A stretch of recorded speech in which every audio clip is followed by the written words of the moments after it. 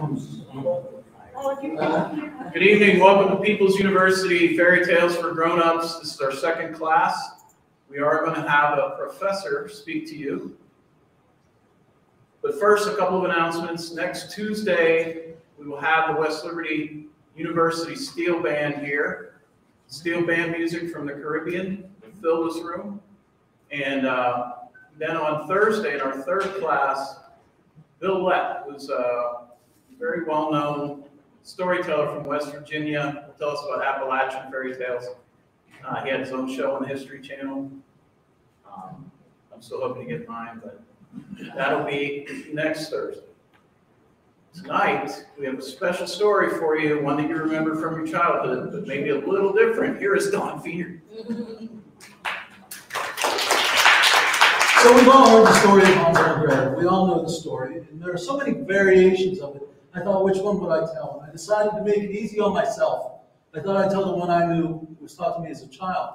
But before we go there, I want to say a couple things about it. One is that when I learned this story of Hansel and Gretel as a child, it was a very sweet story. It was not scary at all. And I think in part, that's because in the book that we had, the witch was a cartoon. And the kids wore a cute little German hat, little German coats and suspenders, and they had their scarf, and everything was just so cute. I was not afraid at all. But I think also that we have to realize the difference between the story now, the story when we were kids, and the story then, was that words meant something different then than they do now. So the story in general goes something along the line of, long, long ago, far, far away, there was a little boy and a little girl, a brother and a sister named Hansel and Gretel. And they lived with their father and their stepmother on the edge of a vast forest in a little cottage.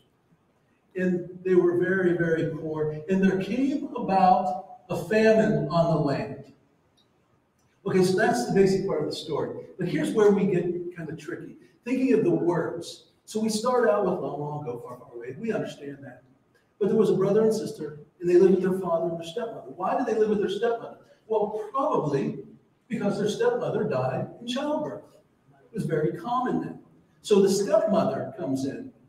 She doesn't want these children. She doesn't like these children. They're some other woman's children, and they are just a burden to her. They're mouths to feed. So think about stepmothers from all the stories back then. They were wicked stepmothers. Cinderella. They were all wicked stepmothers. It's because they didn't want these children. So then we add the fact that they were poor. Well, that's quaint, because I grew up poor, just down the road in South Wheeling. We were very poor. We were so poor, we could not afford cable TV, really, until I was 12 years old. We had 2 channels, 7 and 9, and the atmospheric conditions weren't just right. We didn't get 9, we only had 7. 12 years old before we got cable.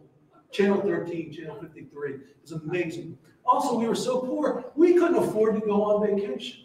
For us, we were lucky to go to Wheeling Creek for a picnic once a week, or once a year.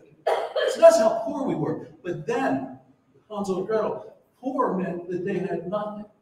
We saw the cartoon drawings in the books where they have all these cute little bundle-up outfits. No, in reality, they had one outfit. As a child, you had one. Chances are it was an oversized shirt. Maybe the boy had breeches. They wore that one outfit for everything. They were poor. They had nothing. There came upon the land of famine. Being poor meant you went hungry. We went hungry sometimes as kids. Sometimes there was no dessert after dinner. We get home, there was no snack after school between dinner. Them going hungry meant malnutrition, starvation, sickness, death. So these children, Hansel and Gretel, would have been in such a situation. They were hungry to the point their bones did not grow properly.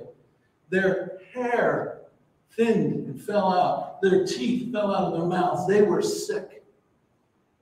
And they lived on the edge of the woods, this beautiful vast forest we think of as so spectacular. That forest was not like our woods, our new growth. That was virgin timber. But it could take 12 or so adults to reach arm to arm across just to reach around a tree.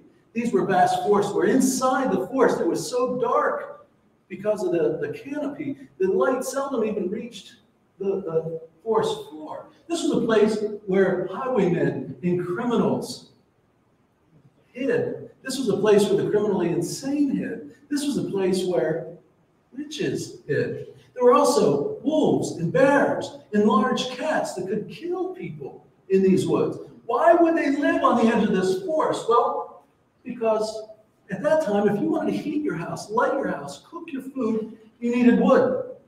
And in that time, you couldn't just go into the forest and chop down a tree. The trees belonged to the king. Don't touch the trees. You could only hope for a windfall. We think of a windfall as, hey, I got lucky, I get money on my taxes this year. They thought of it as something different. Wood that fell from the trees because of the wind. It was the only wood they were allowed to collect. You've seen the pictures, the drawings. They all had the stacks of wood, sticks and twigs on their back, all hunched over. That's what these people did to get wood.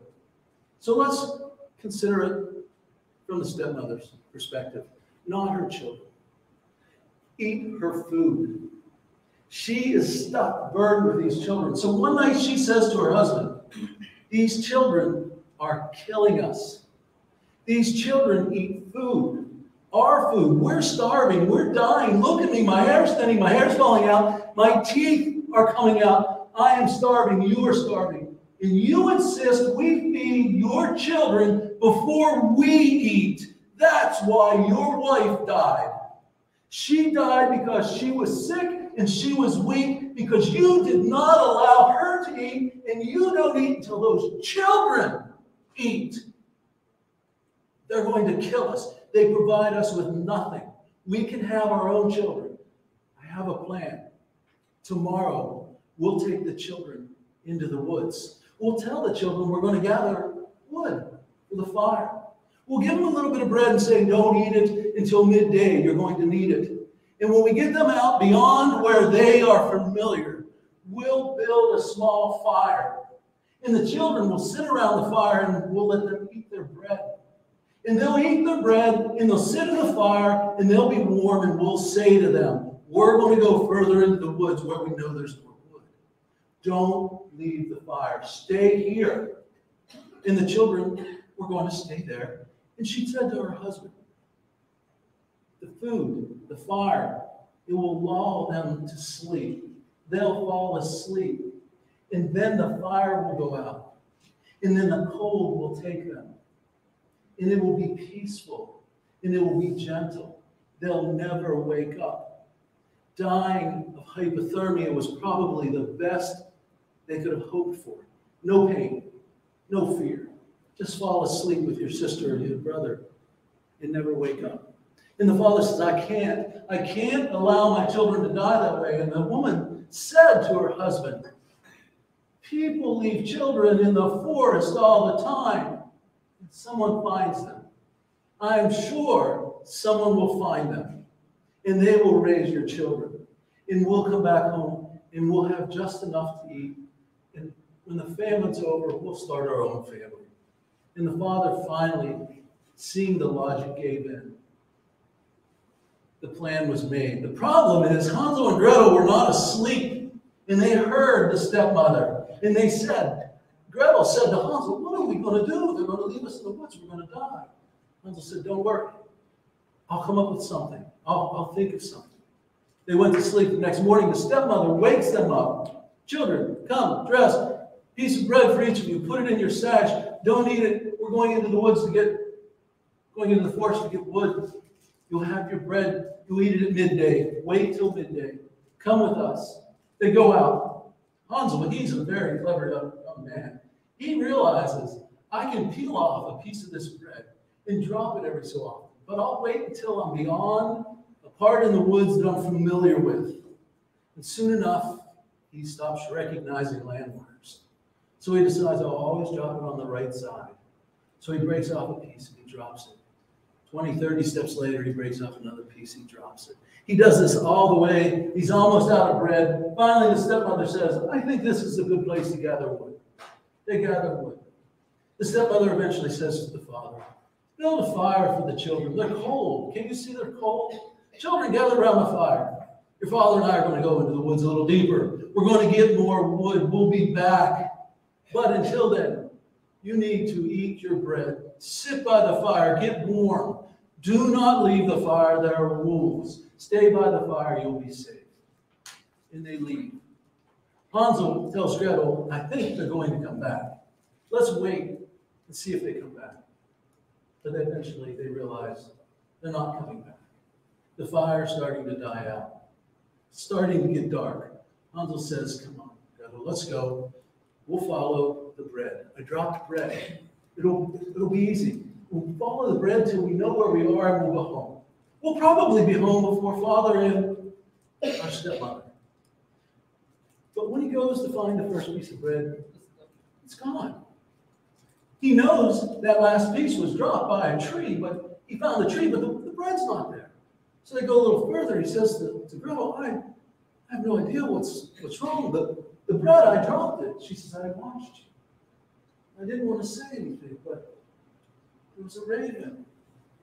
A couple of ravens, they followed us. I fear they ate the bread. Hansel says, don't worry. We came this way. I'm sure we came this way. We'll just walk. We just walk. We'll eventually find Father's. So they walk. They walk for what seems to be hours. Now it's full dark, almost full dark. They're scared. They're dejected. Their heads are down. They're just about ready to give up. And all of a sudden, they look at each other. Hansel says, do you smell that? And Gretel says, it's cooking. It's food. I think it's turnips. And I think I smell porridge, sweet porridge, and turnip stew. It can't be. And Hansel says, I think I smell rabbit. See, they didn't get to eat much meat because the deer also belonged to the king. You would be hung by the neck until you died if you killed a deer. They could take rabbit. It's just there weren't very many rabbits anymore. But this boy realized, I smell rabbit and turnips and porridge. And let's follow the smell. So they walk, so happy, they realize they're going to eat. And finally, just in the distance, they see a twinkle of light. And they start going toward that twinkle of light. Eventually, they see the twinkle of light is coming from a candle. The candle is in a window. The window is in a house. Not a hovel like they live in, but an actual house. They start running. They're so happy. We're going to go to a house. We're safe. We're saved. We're going to eat. But just as they get to this little clearing around the house, they both stop. They both realize something's amiss. Something's wrong. Hansel realizes first what it is. He says, Gretel, look, the bones. There are bones everywhere. Gretel says, are they animal bones? Hansel says, no, I don't think those are rabbit bones. And he looks closer and he sees a piece of forehead, an eye socket, piece of cheek, and then teeth. And Hansel just realizes that is a human skull. Those bones are human bones. And he turns to his sister, just ready to say, we're at the house of a witch. And Gretel standing there smiling with something in her hand and she's chewing. And she says, Hansel, smell, taste the house. The house is made of bread. Smell it. And he forgot about the bones. He took the bread, he sniffed it. Oh my God. It's bread. It's bread that's spiced bread. This is bread made with spices. And he takes a bite and he is so, so happy. Just then they hear from inside the house a cackling sound. Nibble, nibble, little mouse. Who is nibbling at my house? Being a very quick thinker, Hansel says, der Wind, das himmlische Kind. Thinking, if it's a witch, I just told her it's the heavenly child, the wind. She'll think it was the wind. But no such luck. Not for Hansel and Gretel. The door opens. Light floods out into the darkness. Warmth from inside comes out. Smells of all these wonderful foods come out. And this sweet little old lady, hunched over, walking with a stick, comes out. She says, oh, God in Himmel, my prayers have been answered. Children, I knew you were in the forest. I had a dream last night that you were lost in the forest. And I prayed to God you would come to my house. I am no longer able to go out and find you. But I thought I would cook and you would smell the food. Come in, please. Let me warm you by the fire. Let me feed you, you lovely, lovely children. And they go in and she feeds them. And they are warmed by the fire. And they eat dessert and meat and turnips. And they're so happy, so content. They both fall asleep, and they sleep soundly until the next day. Hans awakes first, realizes something's wrong. He's in a cage. He goes to open the cage, but he can't open the door. The noise wakes Gretel. She comes over. Hansel, what are you doing in the cage? She goes to open it. And just then, that sweet little old lady, not so sweet anymore, she says, you can't open the cage. It's locked with a lock. And I'm the only one with a key. And she drops it. It's on a cord. She drops it in her apron. And she says, we are going to fatten the little boy. We're going to fatten him, and I'm going to eat him, because there is nothing in the world as tasty as a fat little boy roasted in an oven. And you, girl, you are going to be my servant. You're going to do everything I say. You'll be my slave. And if you don't, I'll eat you too. First, you're going to sweep the floor, and then you're going to feed your brother. You're going to feed your brother every day, and as soon as he's fat, I will cook him in that oven, and I will eat him. This goes on for days. She takes food to her brother. He eats it, but she gets very little. One night, while the witch is asleep, Hansel calls Gretel over. He says, Gretel, I have an idea. I've saved half my food. I need you to eat it. I want you to get strong too. We both need to eat. We both need to get strong. Gretel says, but the witch feels your finger every day to see if you're getting fat. And if you don't get fat, what will happen? He says, that's exactly it. Go and give me a bone. Give me a bone from outside. Bring me the bone. When the witch comes tomorrow, I'll put the bone out. She'll feel my little finger, and she'll think it's bony, and she'll think I'm not getting fat. And that will buy us time. And we'll both eat every day. And when we're strong, we'll be able to figure out a way to get out of this. This goes on for 2 weeks. Every day the witch goes over. She feels his finger. This is not good. This is not good at all. Girl, feed him more. Meanwhile, they're both getting healthy, fat. They feel good. They're still pretty much controlled by the witch. But the witch can't see that. Finally, after about 2 weeks, the witch feels, they haven't been able to escape, the witch feels the bony finger and she says, that's enough. I'm not waiting any longer. She says, girl, start a fire. Start a fire, gather wood, gather kindling, start a fire. Begin the fire in the stove. We're going to cook that boy, we're going to eat him, and if you don't do exactly as I say, I'll eat you too. Gretel, she's a pretty quick thinker too. She gathers everything up, she puts it in the stove, and she says, Madam, I'm afraid I don't know how to start a fire. I've never lit the stove. You see, we live with our stepmother, and she always did all the cooking. She always lit the fires. I don't know how. And the witch says, that stupid, stupid woman. She always was stupid. She was stupid when she was a young girl. You, bring me the stuff. I'll start the fire myself. She sticks her head in the oven. She's striking her flint to the steel. Finally, you hear this wheezing sound of the witch blowing on the spark. The fire erupts. Just then, Gretel, with her newfound strength from having eaten for the past couple of weeks, slams into the witch with all she has. The witch goes into the oven. Gretel slams the door, grabs a chair, puts the chair up to the door. The witch can't get out. They hear her screaming. They don't like it, but they hear it. Soon, though, it stops. The witch suffocates. She's roasting in her own oven. Gretel goes over. Hansel says, quick, let me out. She says, I can't. The door's locked. Hansel says, get the key. Gretel says, it's around the witch's neck. She's in the oven. Hansel says, there has to be another key. Search the place. Search the whole house. So she does. She finds no key. No key at all. Under a floorboard, though, she finds jewels, rubies, stones, gold, silver, rings, brooches, necklaces, pins, brooches. Amazing stash. She puts it on the table, this big pile of valuable jewels. She also finds all this food. She piles it on the table. She says, Hansel, we're rich, we have food, but I have no key. She says, but if we wait until tomorrow, the stove will be cool, and I'll be able to get the key. So the next day, first thing in the morning, they both wake. She goes over, she opens the door to the stove, she reaches in, the smell. Have you ever smelled a cooked witch? Not a pleasant smell. She pushes the bones to one side. She pushes the greasy flesh over. She's disgusted. She reaches around. She finds that key.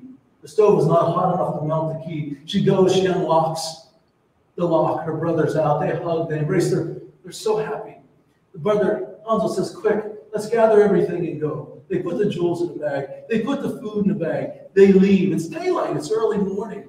He says, surely we'll find a path. And as soon as they get out of the house, the world's different in the day than it was in the night. The only way they saw the outside before was at night. There's a path. So they start down the path with their jewels and their food. And soon they come to a road. And when they get to the road, here comes someone on an ox cart. The ox cart driver pulls up and says, well, why are you children here on the edge of the forest? And they say, we're going to our father's. And he says, where and who? And they tell him. And the driver says, I know your father. Get in the cart. I'll take you there. They share their food with them. Eventually, they get to the father's house. The driver says, you're here. Go ahead. Enjoy your father, your visit. And they want to pay him. They want to give him jewels. He says, no. The food was more than enough. I'm just happy you can be reunited with your father. Just then the father hears them. He comes running out. The ox cart, the driver, they go off. The father comes out. Children, I'm so glad you're safe. I was so concerned, so worried. But I have bad news. Your stepmother is gone. They said, what happened to her? The father said, well, yesterday morning, she started wheezing. She started coughing. She was having trouble breathing. And she shouted. Her last words were, that stupid witch. I knew I shouldn't have trusted her. That stupid witch. And then, children, she burst into flames. I threw her outside. I ran to the well. I grabbed water to put her out. But when I came back, she was gone. She was just ashes. He says, come in the house. I have a little bit of bread. I have fire. The children say, Father, we have food. And they show the food. And what's better, Father, look, we have this treasure. We'll never be poor again. We'll never have to go hungry again. And as so many stories from that time go, they lived happily ever after.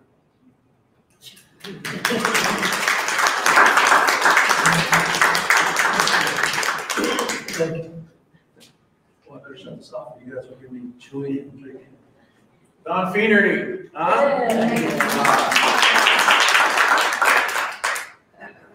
Beautiful story about child abandonment and murder. Now, tonight, we have with us Professor Emeritus from the University of Minnesota, Jack Sypes, who translated 2 major editions of the Tales of the Brothers Grimm and focused on fairy tales, their evolution, and their social and political role in the civilizing processes. His focus on fairy tales has transformed the way which fairy tales are analyzed. He's known for his works on how fairy tales evolved and their social and political significance. So let's put him up on the screen. Jack Sypes. Let's see if I can make this bigger.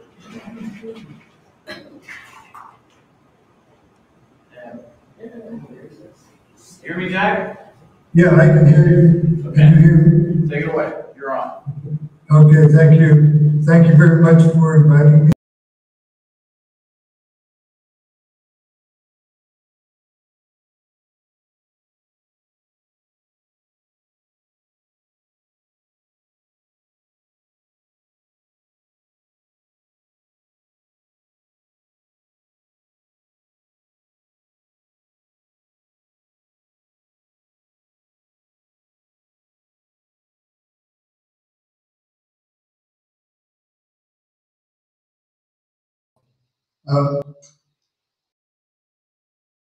To trace the historical origin and evolution of fairy tales to a particular time and place.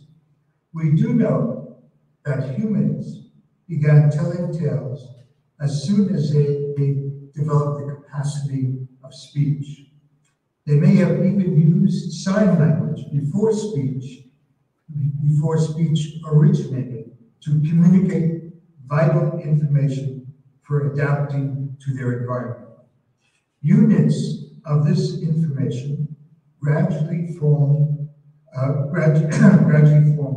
the basis of narratives that enabled humans to learn about themselves and also about the worlds that they inhabited. Informative tales were not given titles.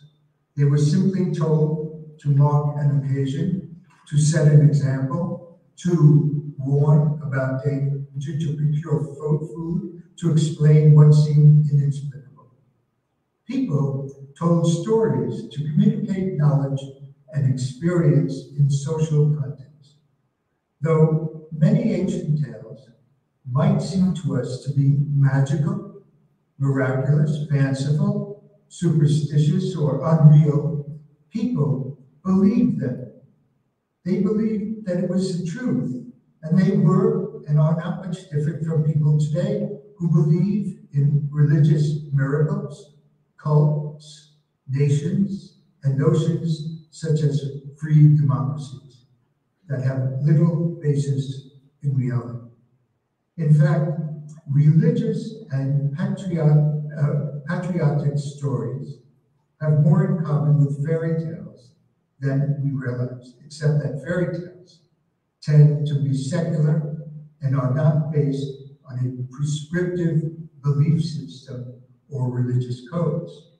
Fairy tales are informed by a human disposition to action, to transform the world and make it a more adaptable to human needs while we try to change and make ourselves fit for the world. Therefore, the focus of fairy tales, whether oral or written or cinematic, has always been on finding magical instruments, extraordinary technologies, or powerful people and animals that will enable protagonists to transform themselves and their environment and make it more suitable for living in peace and contentment. Fairy tales begin with conflict because we all begin our lives with conflict. We are all misfit for the world, and somehow we must fit in with other people, and thus we must invent or find the means through communication to satisfy and resolve conflicting desires and instincts. Fairy tales are rooted in oral traditions, and as I have mentioned above, they were never given titles, nor did they exist in the forms in which they are told, printed, painted, recorded, performed, and filmed today. Folklorists generally make a distinction between wonder folk tales, which originated in oral traditions throughout the world and still exist, and literary fairy tales, which emanated from the oral tradition through the mediation of manuscripts and print and continue to be created today in various mediated forms throughout the world. In both oral and literary traditions, the tale types influenced by cultural patterns are so numerous and diverse that it is almost impossible to define a wonder folk tale or a magical fairy tale or explain the relationship between two modes of communication. There are helpful catalogs of tale types and encyclopedias of fairy tales, such as Auntie Anna and Stiff Thompson's The Types of the Folktale. Yet, despite all of these books, these nonfiction books, or these studies, these encyclopedias, despite their value, the intricate relationship and the evolution of folk and fairy tales are difficult to comprehend and define. In fact, together, oral and literary fairy tales form one immense and complex genre because they are inextricably dependent on one another.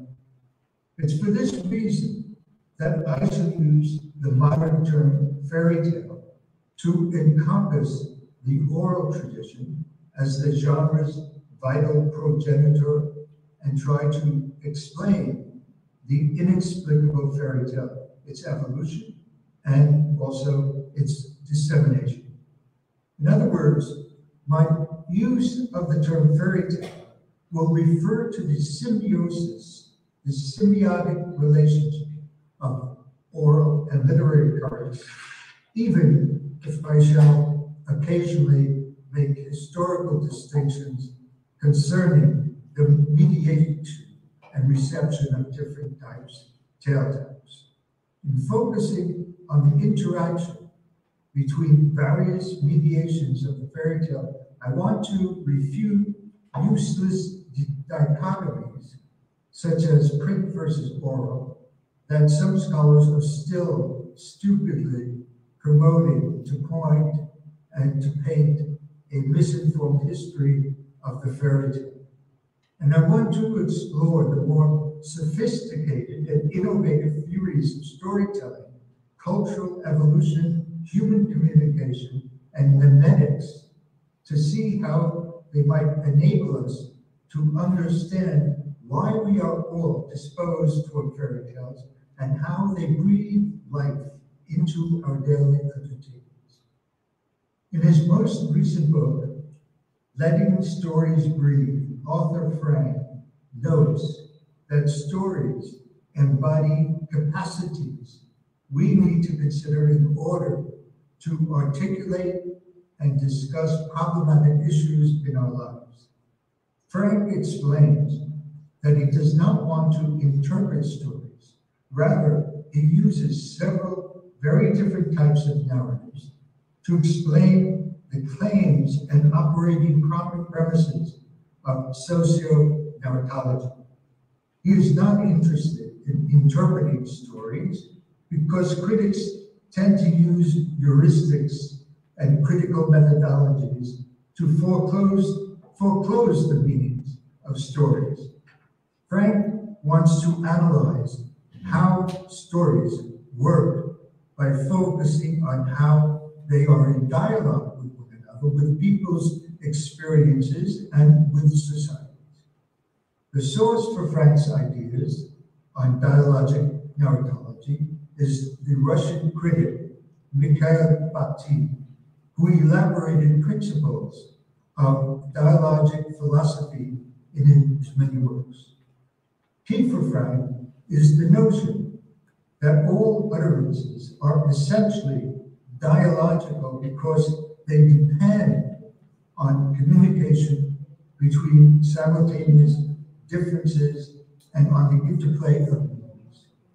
At the same time, it is important to bear in mind that all language usage is a product of conflicting social forces that engender constant reinterpretation. Given the dialogical nature of language and how we use it to form narratives that inform us, Frank's basic premises are: 1, stories do not belong to storytellers and story listeners, because all stories are reassemblies of fragments on loan and depend on shared narrative success. 2, stories do not only contribute to the making of our narrative selves, but they also weave the threads of social relationships and make life social. 3, stories have certain distinct capacities that enable them to do what they do best and can be understood as narrative types or genres. Though distinct genres of stories depend on one another, for there is no such thing as a pure genre, and all tale types have a symbiotic relationship to one another. 4, socionarratology encourages a dialogical mode of interpretation. Now, among all the stories that breathe, fairy tales are unique, but are not independent, just as most genres are unique in some way, but are interdependent. And to understand the uniqueness and impact of fairy tales on our lives, we need first to discuss the origins of language and its evolution. For once a plethora of stories began to circulate in societies throughout the world, they contain the seeds of fairy tales, ironically tales at first without fairies, formed by metaphor and metamorphosis, and a human disposition to communicate relevant experiences. These primary tales enabled humans to invent and reinvent their lives, and to create and recreate gods, divine powers, fairies, demons, fates, monsters, witches, and other supernatural characters and forces. And otherworld is very much alive in fairy tales, thanks to our capacity as storytellers.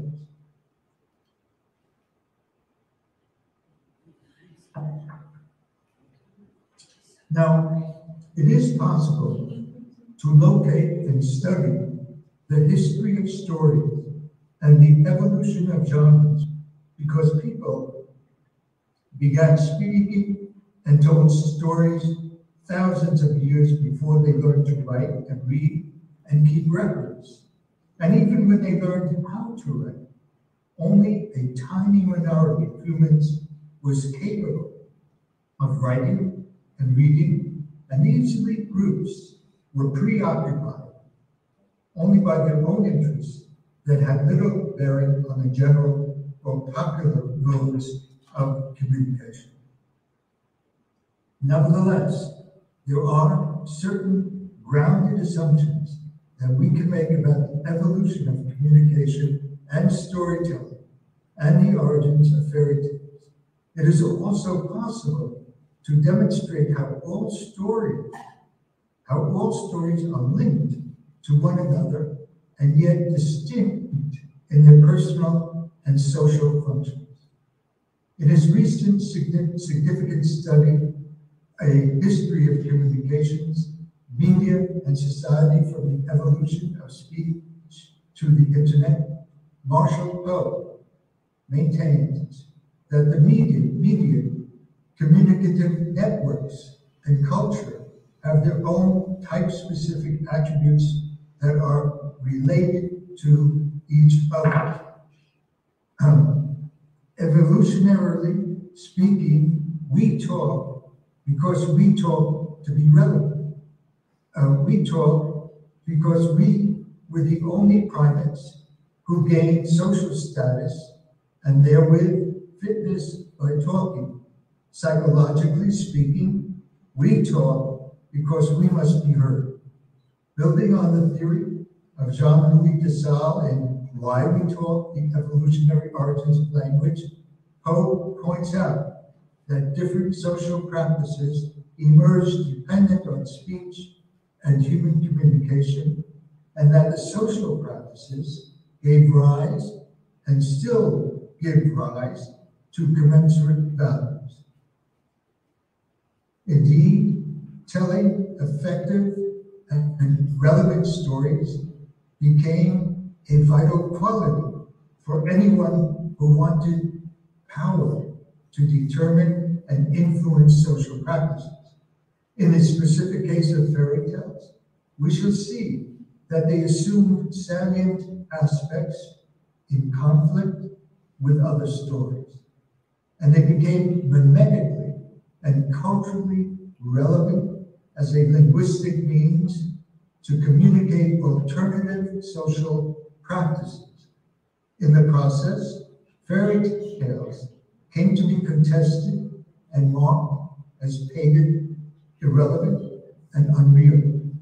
Poe traces how access and control over the changing media from antiquity to the present have defined which voices will be articulated and heard, and which voices will become a part of a cultural network and tradition in which people with different dispositions will either maintain or subvert. Throughout human history, there has always been a tension between groups wanting to control speech and the way individuals have used speech to know themselves and the world. In his book, The Cultural Origins of Human Cognition, Michael Tomasello makes the point that language is a form of cognition. Indeed, stories emanated in prehistory from shared experiences, and this is still the case today. We learn from these experiences.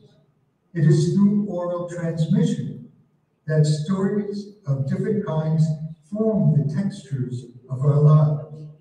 Tomasello demonstrates that children learn very early in social contexts by becoming aware of the intentions of other human beings through imitation, instruction, and collaboration. And he maintains that learning is dialectical and involves understanding metaphor and different perspectives.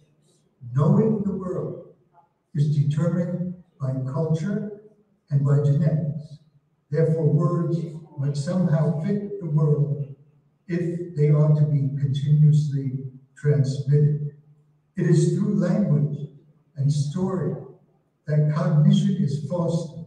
It is all the more important that we see the connections between genres of storytelling and tale types, and how they originated from the application of storytelling and stories to social and biological life, that is, to daily occurrences.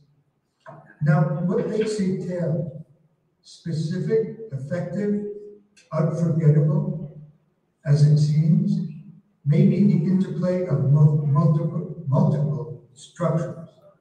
I call this the crystallization of a tale, and its elements may thus be heavily overdetermined on account of superimposed structures, so that every change of detail results in deterioration, and this is the mark of art.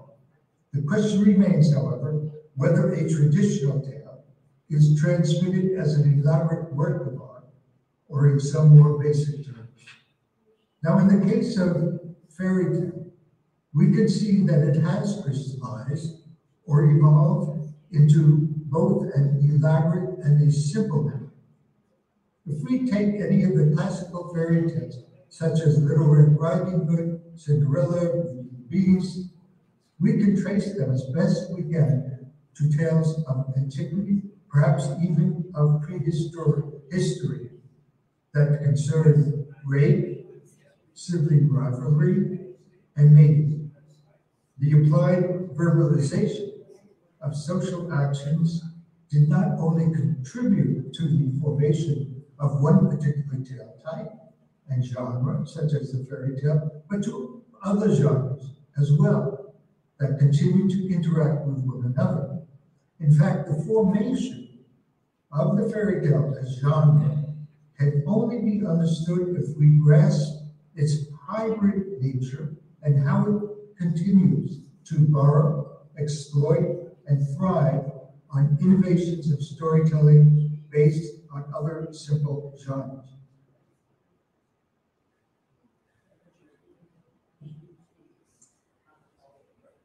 Now, once upon a time, that is about 80 years ago, a Dutch scholar by the name of Andre Jolis wrote a very important book which is called Simple Forms. Indeed, the world of the fairy tale has always been created using these forms to counter the world of reality of the storyteller, by the storyteller and listeners. And as the fairy tale evolved and became crystallized, it borrowed and used motifs, themes, characters, expressions, and styles from other narrative forms and genres, and it still does. A good example is Puss in Boots, which has a close connection to the fable and legend. As is well known, the basic plot of this tale involves an anthropomorphized cat who helps the destitute third son of a family of peasants impress a pompous king through flattery. And the cat tricks the king so that he will believe that the young peasant, his master, is a rich lord. The peasant is often portrayed as an awkward dunce, while the supernatural cat, sometimes a fairy or fox, in different European, Middle East, and Asian variants, is clever and instructs the peasant how to speak and dress, for underlying the fairy tales is the proverb, clothes make the person. Once the king believes that the peasant is a nobleman, the cat leads the king, his daughter, and the peasant to the large estate of an ogre. The cat rushes ahead of the party, outwits the ogre, and kills him. Once the king, princess, and peasant arrive, the cat tells them that the castle and grand estate belong to the peasant. And the king, of course, gives his daughter to the peasant as his bride. They live happily ever after, and the cat is generally rewarded, for the animal is the actual hero protagonist of the story.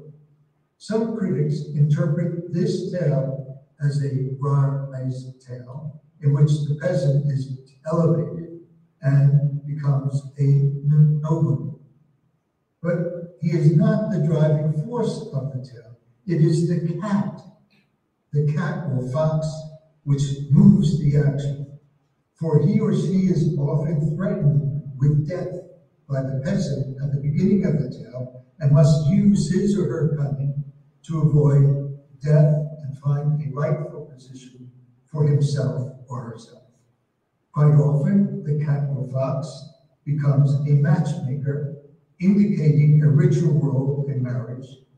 And as Hans Jürgen Goethe, a famous critic, notes, the fox takes on an active role in contrast to the passive hero in various tales, particularly those that originate in Asia and are of the narrative type.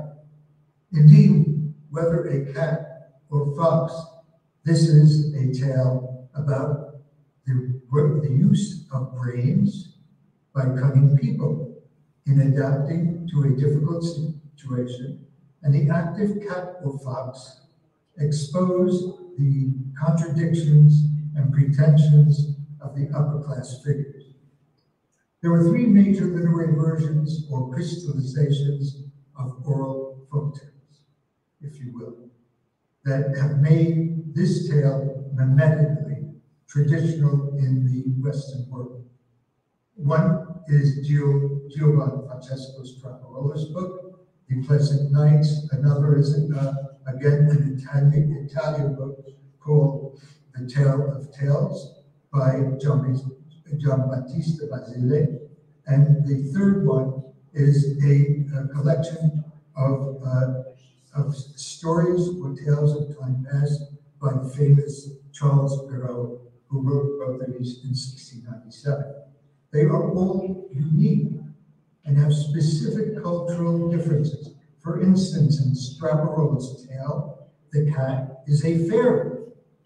In Basile's story, the cat is almost killed by the ungrateful peasant, while Perrault's cat becomes a royal messenger.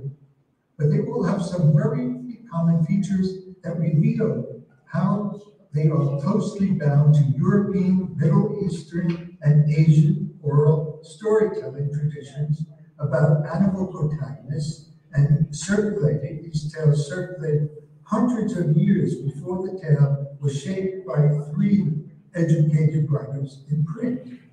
Nobody is certain when the first oral tale was created, and nobody will ever be able to determine the exact origins. Nevertheless, there are clues, fragments, and indications that this hybrid tale type that involves motifs and themes such as an animal as helper, grateful recognition, the civilization of an uncouth lad, ruthless behavior for gain, and other popular themes, was disseminated widely throughout the world. And Ines Kulla replies or reports that there are hundreds of versions that can be found in Europe, the Middle East, North and South Asia, North Africa, and even the United States. In the 3 books of tales written by Straparola, Basile, and Crow, which contain mixed genres, the authors make it clear that their stories do not belong to them, but breathe through them. They are to be told, the tales, because they were told. Straparola and Basile set frames in which characters from different social backgrounds tell tales, riddles, fables, anecdotes, and morals, while Perrault suggests that his tales were told to him by a nanny or Mother Goose fairy. The tales that these authors heard were written to be told aloud, and storytelling was the dominant mode of disseminating stories in all passes during the Renaissance. All tales want to be relevant, just as we seek to make ourselves relevant through storytelling. Tales do not have agency. They are not alive, but they breathe and are vigorous, and as they are passed on to us through tradition of storytelling, they almost assume a life of their own. In my book, Why Fairy Tales Stick, The Evolution and Relevance of the Genre, I sought to explain why certain fairy tales rise to the fore in our minds and in Western culture, competing with other tales, and assume a specific status as classical or traditional. Some of these tales, such as Cinderella, Snow White, Bluebeard, Little Red Riding Hood, Puss in Boots, Beauty and the Beast, and others, are so well known and have spread so widely in the world in all kinds of mediated forms that they appear to be universal meanings. And I have tried to understand the significance as meanings, a concept developed by Richard Dawkins in his 1976 book, The Selfish Gene.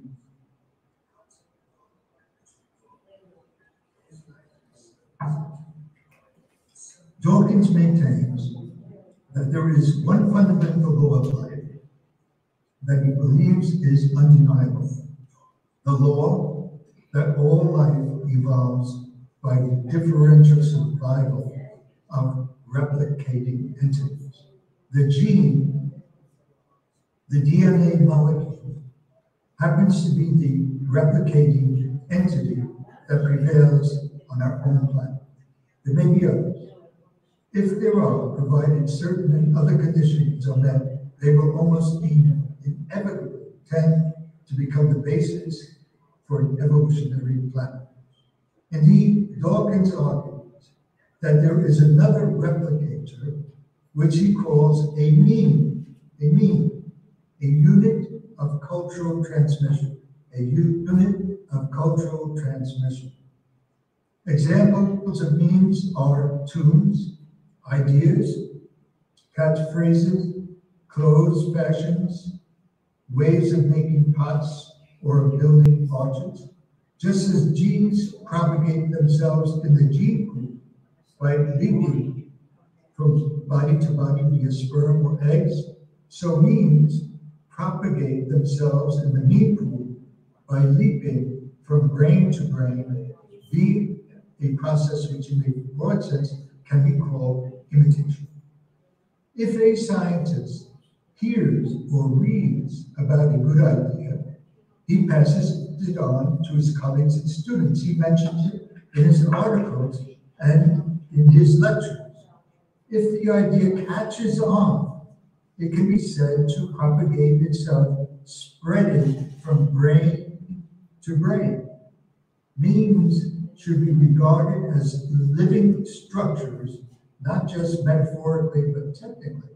When you plant a fertile meme in my mind, you literally parasitize my brain, turning it into a vehicle for the meme's propagation in just the way that a virus may parasitize the genetic mechanism of a host cell. And this isn't just a way of talking. The meme for let's say, belief in life after death is actually realized physically millions of times over as a structure in the nervous systems of individual humans the world over. In the years 2004, 2006, as I was writing my book, Why Fairy Tales Stick, there were several serious books and essays about the meaning of memes. But the concept of a meme or memetics had not become very popular and widespread yet. But within a short period of time, that is within 5 years, the term meme has itself become, strangely speaking, somewhat memetic. And there are now over 441 million hits on Google that one can examine if one does a search for meme or memetics. As we know, popularity can become dangerous for a person and for a term. It can cause the person and the term to become trivial and meaningless. It can also bring about celebrity. To say the least, meme has suffered from its popularity and is now loosely used for anything and everything that becomes trendy and acts like a virus. The significance attached to it by Dawkins has largely been lost. Nevertheless, there are numerous astute scholars who have endeavored carefully to explain the role that memetics plays in different cultural and scientific fields. They all share a thoughtful scholarly approach to memetics and have demonstrated why the term can be useful for understanding cultural evolution. For instance, if we view the meme as an elementary unit of cultural transmission,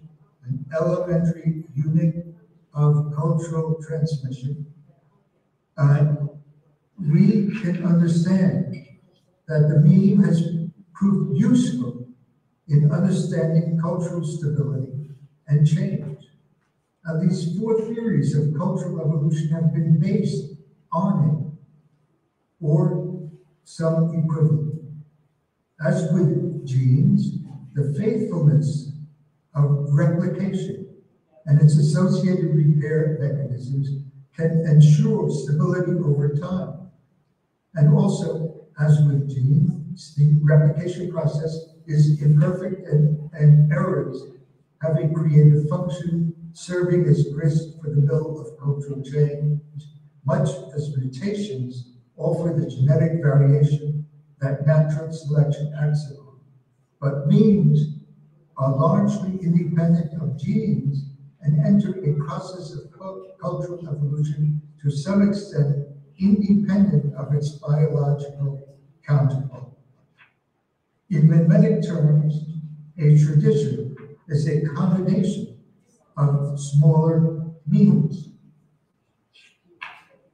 In the case of fairy tales, and also such other simple forms as genres, as the fable, the myth, legend, and so on, they help create and build traditions by creating pools of stories, millions of stories, predicated on human communication of shared experience.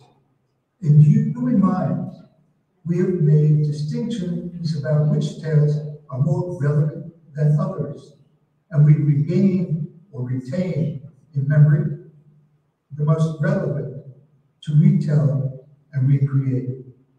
As programs of action, fairy tales are preoccupied with removing listeners and readers from the world of reality to provide an alternative world of naive morality.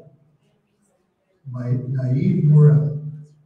And they have evolved by gathering fragments, bits of information, motifs, and characters from stories that have circulated around.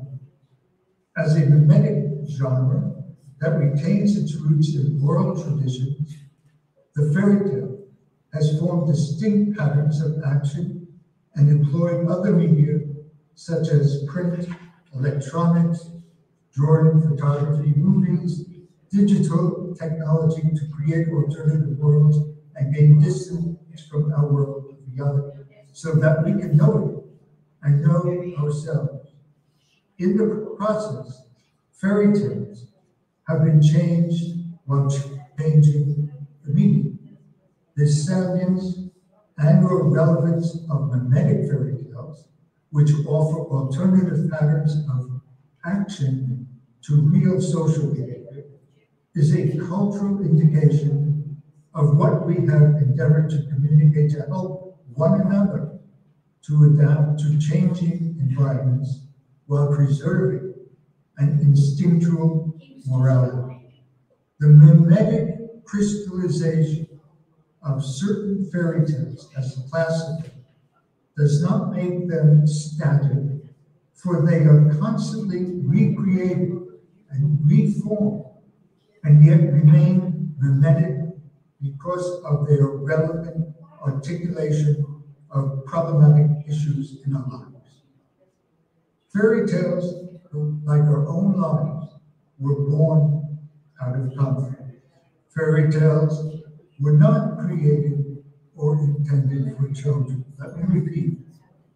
Fairy tales were not created or intended for children. Yet they resonate with them, and children recall them as they grow to confront the injustices and contradictions of so-called real worlds.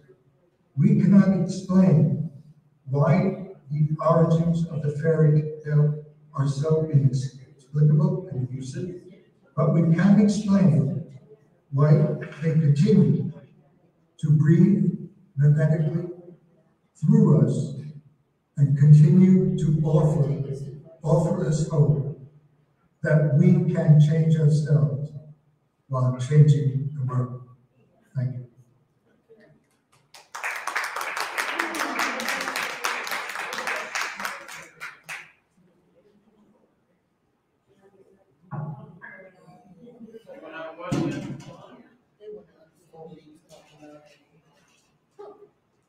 Any questions? Thank you, Jack.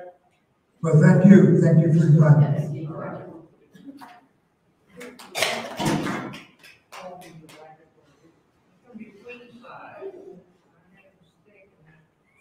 Between